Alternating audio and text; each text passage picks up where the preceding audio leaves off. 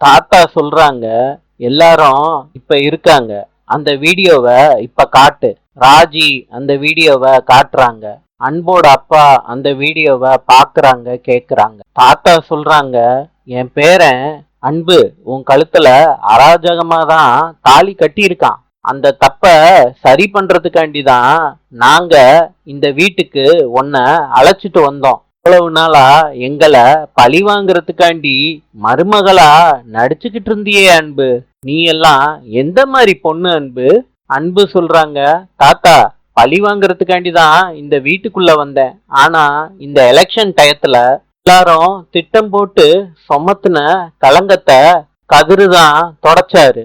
இந்த நிமிஷம் எல்லாமே கதிருதான்னு எனக்கு தோணுச்சு.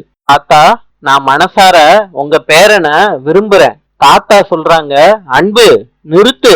இன்னொரு வாட்டி உன் வார்த்தைய நம்பி ஏமாறுறதுக்கு நான் தயாரா இல்ல அன்பு. அன்போட அப்பா கிட்ட சொல்றாங்க, தாத்தா இதோ பாருங்க, என் பேரன் உங்க பொண்ணு கழுத்துல தாலிய கட்டியிருக்கான். அதுக்கு ஈடா என் சொத்துல ஒரு பங்க உங்க மகளுக்கு எழுதி வைக்கிறேன். அதை ஏத்துக்கிட்டு உங்க பொண்ணு கழுத்துல இருக்க தாலிய கலட்டி குடுத்துட்டு போக சொல்லுங்க. அதற்கும் உங்க பொண்ணுக்கும் எந்த சம்பந்தமும் இல்லைன்னு எழுதி கொடுத்துட்டு போக சொல்லுங்க. இத தாத்தா கோவத்தோட அன்போட அப்பா கிட்ட சொல்றாங்க. அன்பும் எழுதி கொடுக்கறாங்க. அழுதுகிட்டே கதிரை பாக்குறாங்க. நாளை சந்திப்போம்.